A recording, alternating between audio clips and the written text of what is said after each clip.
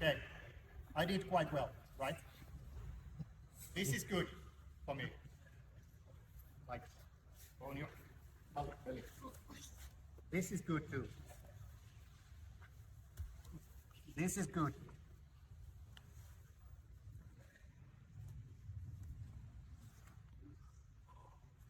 Pretty good, right? Whereas this is bad. This is bad, and so on and so forth.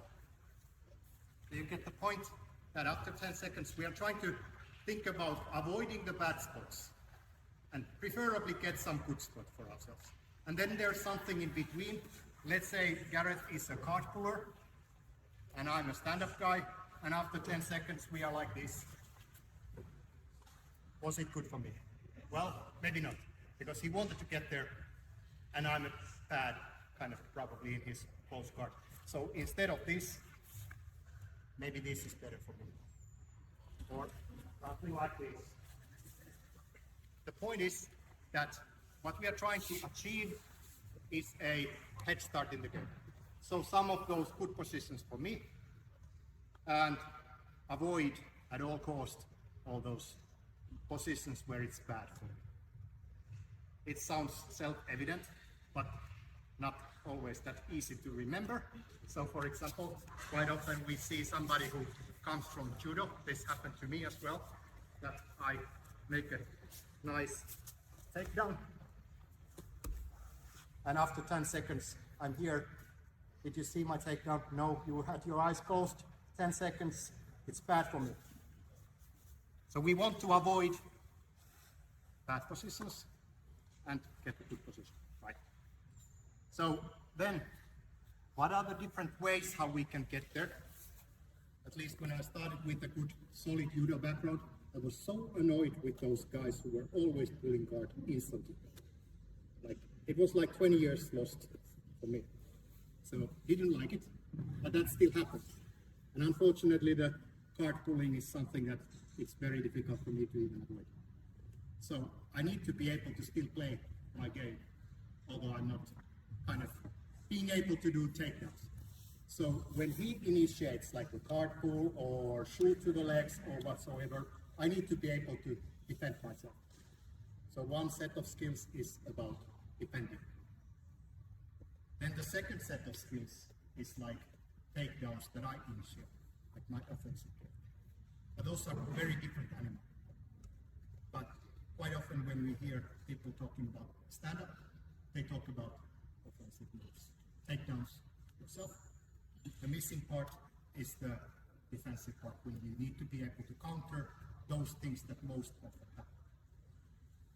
And then the one that also many BJJ players do not do that well is grip fighting. So you should always fight for the grips and aim for the better grips than your opponent, because then everything gets easier. Your defense gets easier, your offense gets easier, everything gets easier. So basically it's those three kind of sections of stand-up game that we should all train, I would say pretty much equal.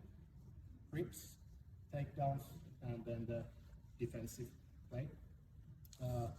About the takedowns, you can find the Grip Dominator 2 class from Austria this year. It's on YouTube. That's about the takedowns. Then the grip fighting was filmed in Iceland this year. So you need to wait for a couple of months to see that. Today we are talking about the third one more and how to train that. It's about the defensive part. Long speech. I have to check if I missed something. Probably did.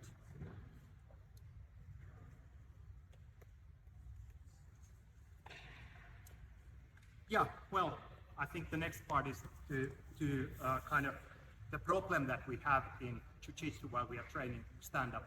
Sometimes you might hear that go to wrestling class or go to judo class and spend 1,000 hours there or something. Well, you can do that, but if you are willing to just train BJJ, you probably should rather do what we do today here and not kind of spend your half of your training time at wrestling class or judo class, although they are very good, but it's not the most efficient way of getting the skills. Then the other answer might be that always start standing. Why not you start standing when you roll? Now what's the problem with that? Well, it's very risky, you get injured, and the other thing is that you get still quite few repetitions. Like let's say you roll 1 hour and you always start from stand up, it's probably 6 times that you get to repeat the thing, and they are all risky moves. So we want to avoid low reps and risky moves, because we all know that if you want to become good at something, you need to repeat it many times, and that is possible if it's safe, right? So basically the kind of exercise, 10-minute exercise that I'm trying to give you, the concept is about like regularly spending 10 minutes of kind of stand-up exercises, which are safe and fairly simple, right to the point. Try to give you the tools that you need to be teacher. Okay, then let's start to look at the first question. It's about defensive play against a card puller. And when I'm defending, the problem here is that I cannot choose the exact card pull that he's gonna do. I cannot choose when he does it. So I have to react on that. So I cannot afford going through and thinking a lot about what was the exact technique that I was told, but I'm much better off if I can react fast and do something that is pretty good at it. So before we go there and start exercising this, I will give you this small like a thumb rule, which helps you in most of the situations. So gotta do a card pull exercise of some sort, and I try to defend it. Okay, and 3 seconds, like so. Maybe you do another one with something else. There might be more.